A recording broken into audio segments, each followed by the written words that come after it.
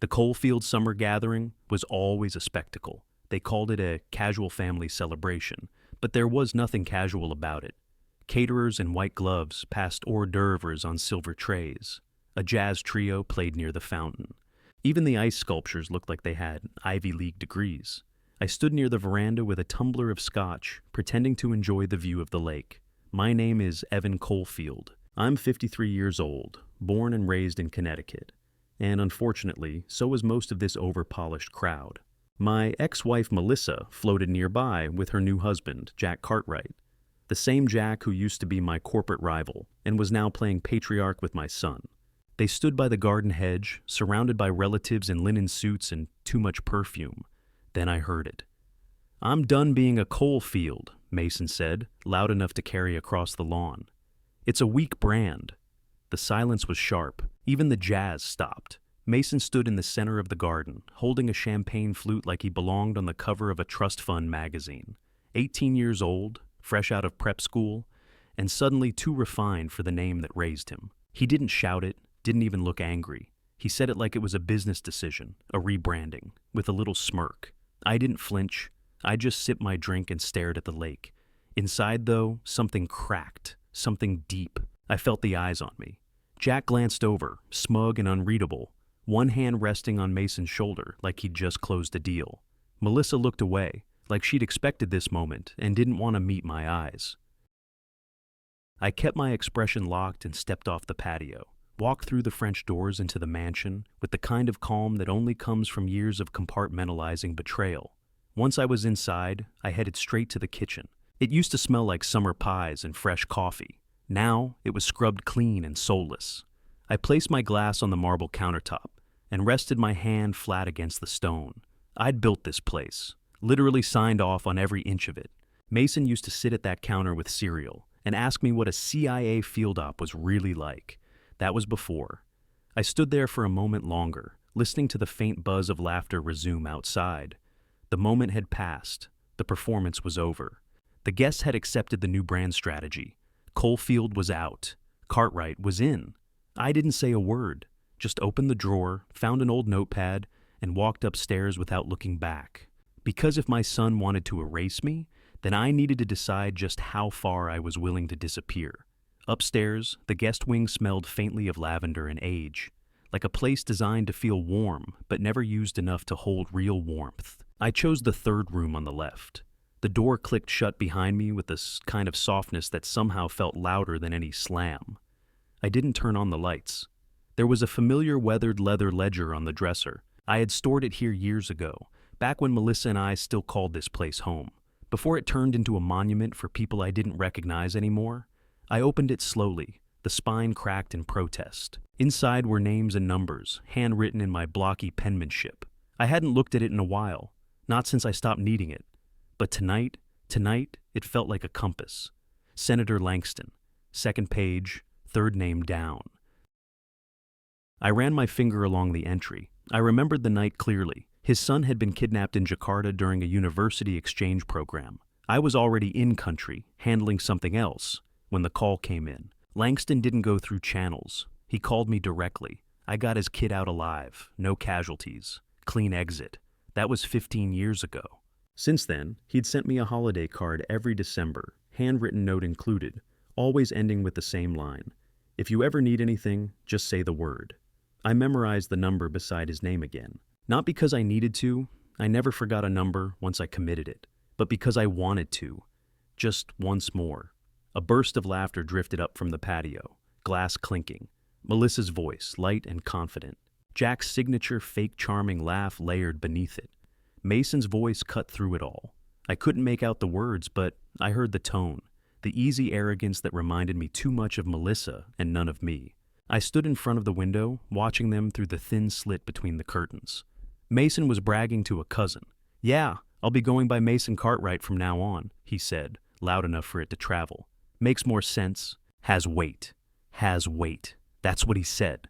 I closed the ledger gently, tucked it under my arm. I didn't cry, I didn't scream, I didn't do anything at all for a while. I just stood there, still as stone, with the sick understanding that I was being erased, not just from name, but from memory. My son had been rewired right in front of me, and I'd stood by, too quiet for too long. I sat down on the edge of the bed, ledger in my lap, and exhaled slowly. The air felt cold now, despite the summer heat pressing against the windows. Downstairs, the party rolled on without me. The Cartwright legacy had claimed its newest convert, but the Coalfield name? It still had one move left, maybe more. The house was quiet by the time I made the call.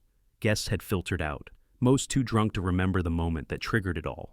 Mason had probably already posted some smug, curated caption about choosing legacy over loyalty, or something equally hollow.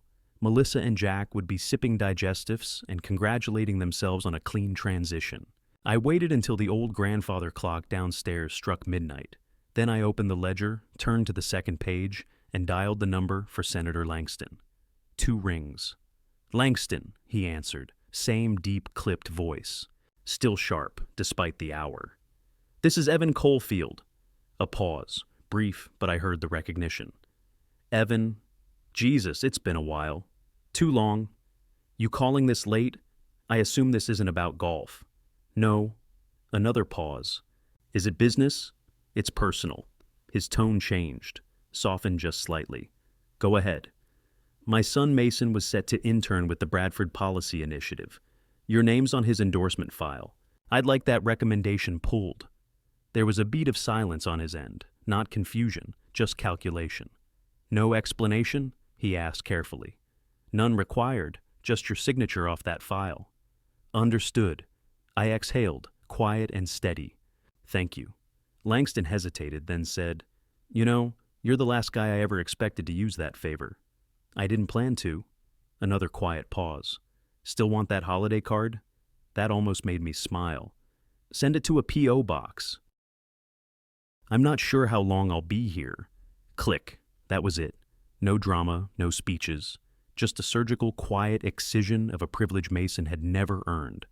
One he'd only been granted because of the name he had just discarded. I sat there with the phone in my lap, surrounded by the echo of everything I'd poured into that opportunity. The mock interviews. The policy papers I edited for him behind the scenes. The calls I made to mentors and contacts. Every door I opened, now closing, one by one. On the bookshelf across the room was a framed photo. Mason at 16, shaking hands with a decorated general after a student conference. He was beaming, so proud, so sure. I had told him then, we carry the Coalfield name like a standard. Never let it fall. I walked across the room and picked up the frame, looked at it for a moment, then gently laid it face down on the desk. The name had already fallen. I just made sure it landed with a thud. The house was asleep. Melissa's wing was dark. Jack's ridiculous monogrammed briefcase still sat in the foyer like a trophy.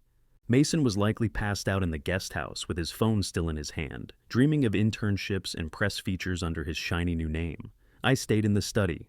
This part of the house was mine once. Heavy oak, framed certificates, worn leather chair. I kept the secure system here, still wired through old agency tech I never fully disconnected. It wasn't spying, not originally. When Mason was 12 and I was traveling for work, it was a way to keep tabs on his safety. School activity logs, device pings, location history. Subtle, invisible.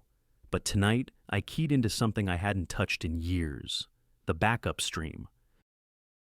Full sync from Mason's cloud, encrypted, never visible to him. I accessed his group chats first. He'd renamed it Cartwright Ascension. The arrogance made my teeth clench. Inside were messages. Dozens, from Mason and a collection of prep school friends, and some of Jack's socialite nephews. They were dissecting tonight's branding event like it was a PR rollout. Mason led the charge. "Mason? Tonight was a soft launch. Phase 2, remove dead weight." Friend 1. "You mean your dad?" Mason. "I mean the old brand, Coalfield, stale, outdated, bloodless." Mason. "Cartwright's got presence. Coalfield's just retired spy energy, LOL. Friend 2. "Did he say anything when you dropped the bomb?" Mason. "Didn't need to. He just stood there like a museum exhibit. Classic Mason.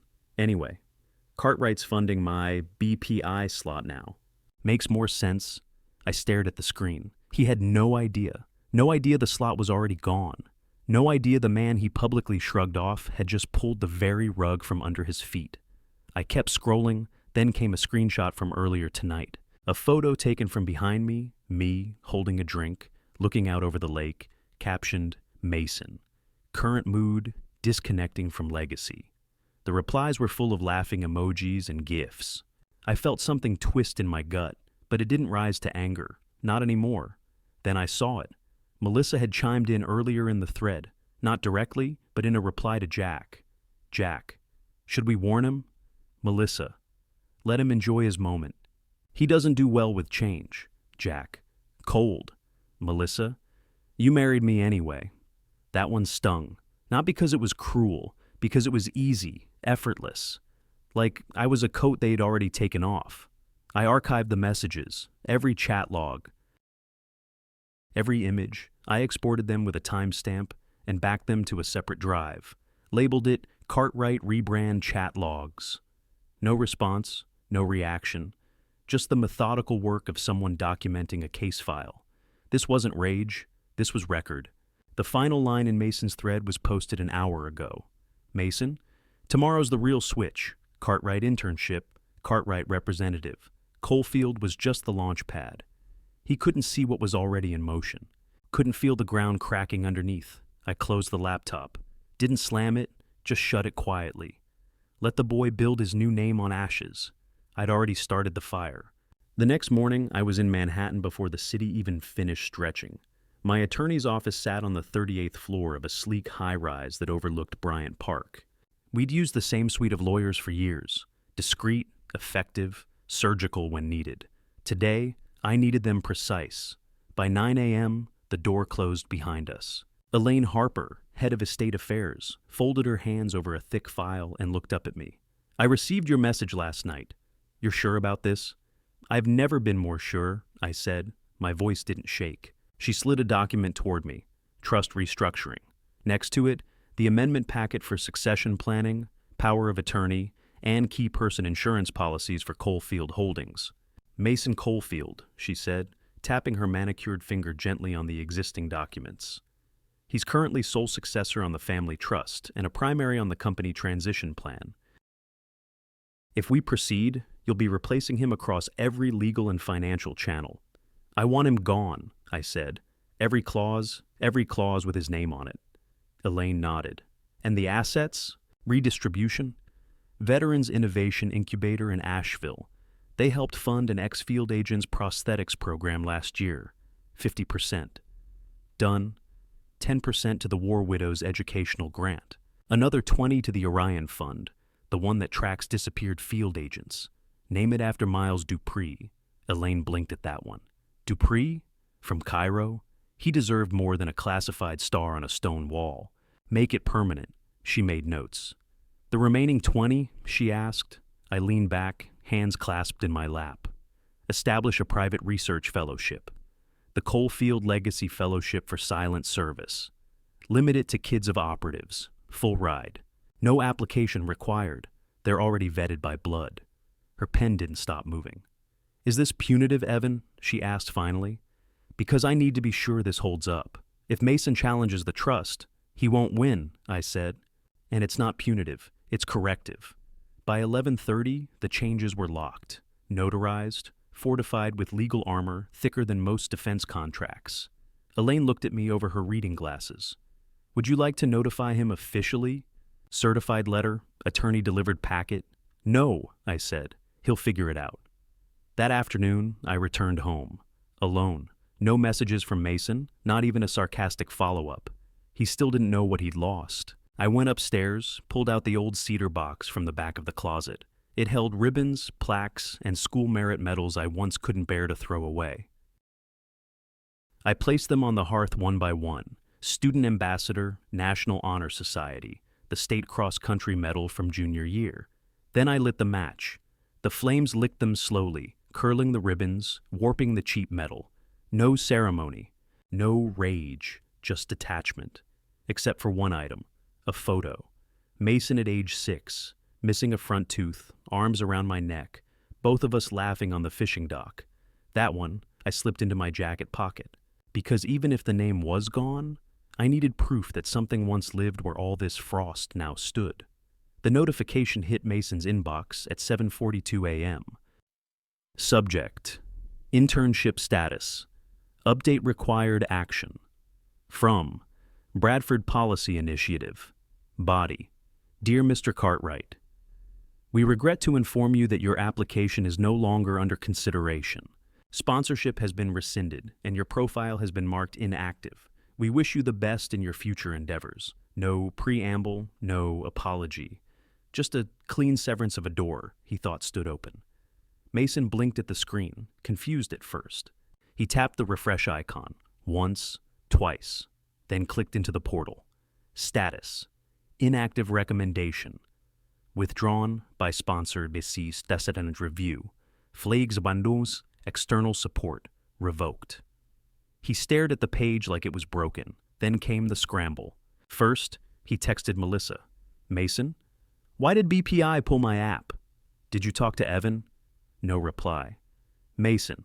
Mom, hello? This is serious. Still nothing. He called the foundation, sat on hold for 17 minutes, got transferred twice, finally spoke to an assistant who calmly, coolly informed him that internal sponsorships can be retracted without cause, and that all updates are final. By 8:10 a.m., panic had bloomed behind his eyes. He called me next, 5 times. Voicemail every time. I watched the calls roll in from the kitchen table, didn't even reach for the phone, just let it vibrate in short, desperate bursts until it stopped. Then came the messages. Mason, this isn't funny. Mason, you're seriously going to kill my future over a name? Mason, I didn't mean it that way, Dad. You're blowing this up. Mason, please call me back. Mason, please. The last one came 2 hours later. Mason, I need this internship. I worked for this. I archived it. No reply. Instead, I exported every message, saved the call logs, backed up the voicemail files into a folder. /son request failure /. Melissa called next. Left a voicemail, clipped and venom-laced. I don't know what game you're playing, Evan, but you just ruined Mason's future. You've gone too far. You need to fix this, right now. I backed that one up too. Labeled voicemail, Melissa, Venom 1.mp3.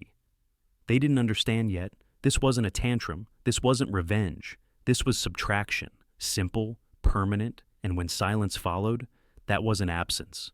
That was me filling the space they took for granted, with nothing. Because nothing, when applied precisely, is heavier than anything. By sunset, I had 50 unread messages. I didn't open a single one. Because when you pull your name, it pulls gravity with it. Mason arrived at the estate 2 days later. He didn't announce himself. He didn't call ahead. He just showed up. His car tires crackled over the gravel as he pulled up to the front gates. The estate, once sprawling, proud, full of history and landscaping crews, stood quiet. The hedges had been trimmed back hard. The Coalfield family crest had been removed from the entry pillars. The house looked still. He stepped out slowly, confused by the sight of a "for sale" under contract sign staked in the front lawn. He stared at it for a long second, lips parted, like it hadn't fully registered. Then he pressed the gate buzzer. No answer. He buzzed again. Still nothing. The gate, which had always been coded to his phone, no longer responded. He parked off to the side and walked around the perimeter, sneakers crunching frostbitten grass. He reached the side path, the one I used to take when we'd sneak in from fishing trips without tracking mud through the foyer. He rounded the garden beds and stepped onto the back porch. Tried the sliding door, locked. He knocked. Nothing. He moved to the kitchen door, locked, curtains drawn. Finally, he cupped his hands against the main window by the study, squinting in. But the furniture was gone. Not covered. Gone. Like someone had cut the soul out of the house and left only its shell. The Coalfield estate was empty. Mason backed away, his hand still pressed against the glass. He tried the knob one last time, like maybe it would remember him. But it didn't. A soft voice interrupted from behind. Looking for someone? He turned around. It was the neighbor, old Mr. Rourke. He stood at the edge of the drive with a grocery tote in one hand and a bemused expression on his face. I'm Mason, Mason said, as if the man didn't already know. Rourke squinted. Coalfields boy? Yeah, Mason nodded. Is he here? Rourke shook his head. He sold it. Weeks ago. Headed down to the coast, far as I heard. Mason's mouth opened, then closed. Wait, he moved? Sure did. Had movers in and out in a day. Didn't leave much behind. Mason looked back at the house, jaw tight. Did he say anything before he left? Rourke shrugged. Just that he was done. There was a long pause. Wind stirred the dry leaves along the drive. Mason stepped back up to the porch, sat on the top step, and stared out at the yard. It was the same porch where I used to sit beside him on Sunday nights, helping him glue pieces onto school presentation boards or quizzing him for vocab tests. That's where he learned to tie a tie, where I taught him how to fix a busted latch with a dime and a screwdriver. Now it was just wood. And Mason? He didn't look like a son visiting home. He looked like a trespasser on someone else's memory. The Cartwright spared no expense. It was a celebration masquerading as a legacy launch. Jack's term, not mine. Hosted in the rooftop ballroom of a midtown hotel, full of city views and tasteless opulence. Crystal chandeliers, white-jacketed staff. A string quartet playing Coldplay like it was Mozart. Every table had gold-lettered place cards, a stack of internship pamphlets, and glossy photos of Mason in various suits. They were calling it the Future Leader's Toast. But really, it was Jack's chance to parade Mason in front of donors, execs, and a few washed-up politicians still craving relevance. Melissa stood near the entrance in a navy gown, all smiles and curated warmth. Jack clapped Mason on the back as they posed for photo ops near a backdrop stamped with the Cartwright Leadership Fellowship seal, a seal I recognized as a bastardized version of one I designed years ago for a different cause. The room buzzed with champagne and plastic congratulations, until Mason opened the envelope. It had been tucked among the congratulatory gift stack, inconspicuous, no ribbon, no card. Just a manila folder with his name handwritten in sharp block letters. He opened it casually, mid-conversation with a hedge fund director. At first, he pulled out the top page, a screenshot, one of his own texts. We're dropping the dead weight. The Coalfield name doesn't carry anymore. He frowned, flipped the page. Another message log, another screenshot, then the letter. He read it once, then again, slower.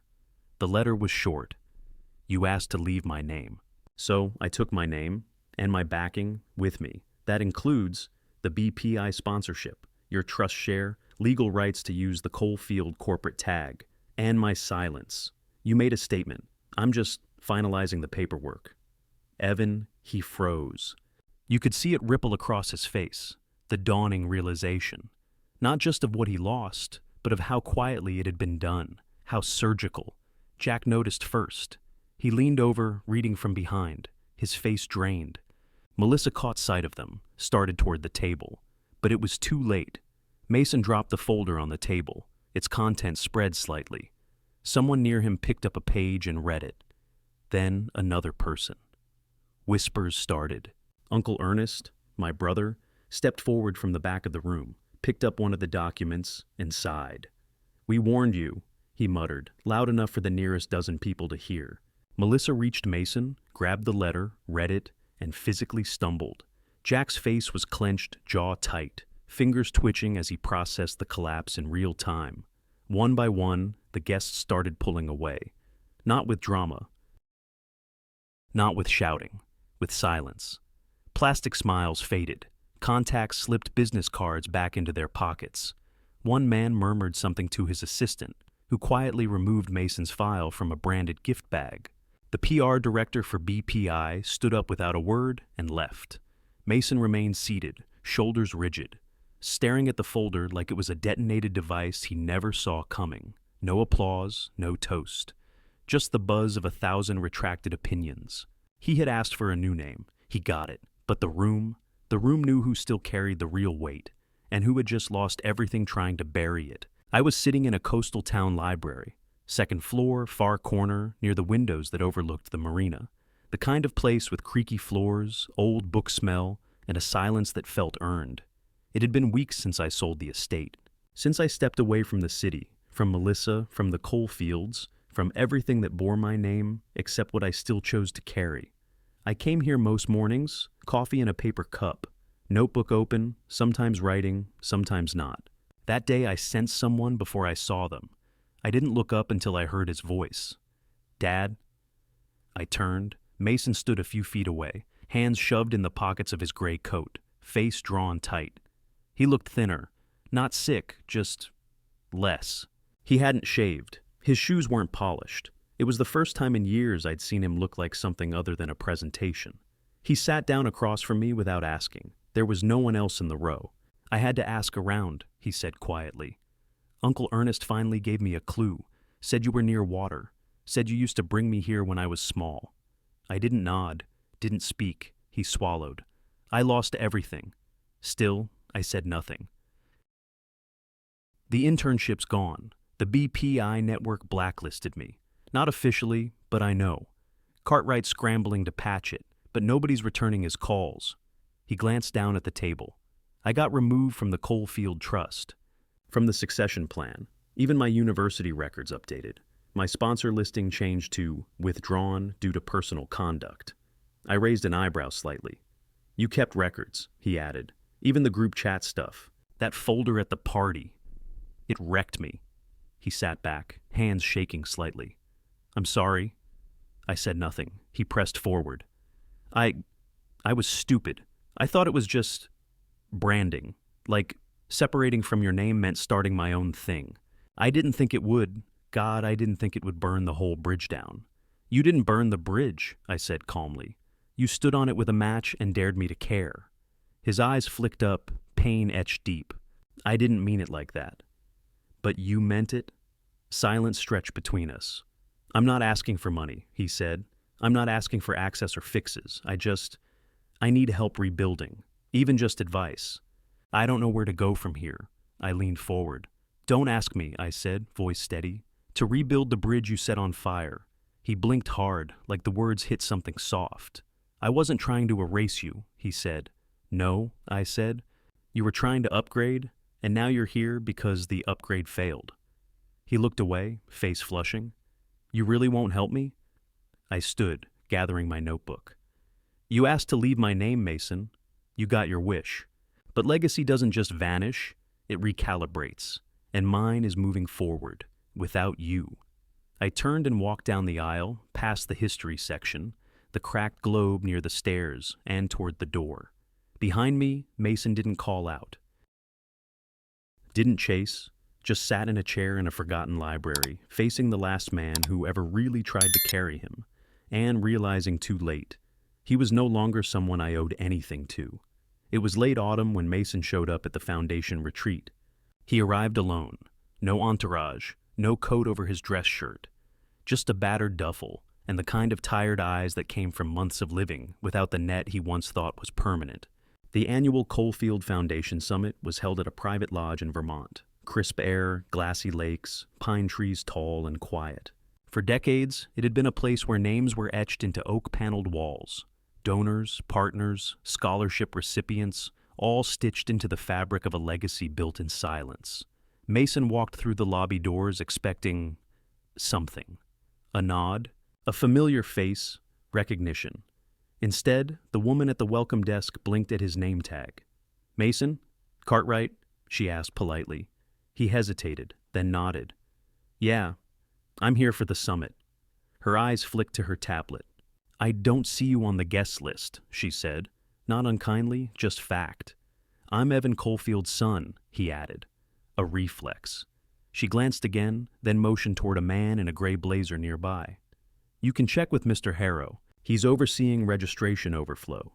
Mason wandered past displays honoring various projects. Housing for veterans, field scholarships, outreach programs in 6 countries. He paused at a bronze plaque, the Coalfield Legacy Fellowship for Silent Service. He read the inscription twice. He wasn't on it. At the reception tent by the lake, long white tables had been arranged. Name cards rested in perfect rows. Near the head table sat a seat marked, "Reserved for the name that remains." The chair was empty. Not forgotten. Reserved. And Mason? Mason wandered the perimeter. Waited. sat at an unmarked bench by the water, the same bench where I used to take him to talk about discipline, mission, purpose. We'd throw pebbles in the lake and talk about the quiet weight of legacy. He used to sit beside me, legs swinging, asking questions I didn't think he was old enough to understand. Now he sat alone, watching waves lap against the rocks. Behind him, the celebration carried on. Glasses clinked. Conversations hummed. A group of fellows stood beside a portrait of me, discussing the new research wing funded in my name. But Mason had no name on the wall, no place at the table, no seat reserved. He was not escorted out. He was not asked to leave. But no one looked for him either. And that was the true weight of what he lost. Not just a name, but the invitation to carry it forward. He sat on that bench until sunset. Just a boy who once bore a legacy like a flag, and now sat on the shoreline watching it sail away without him.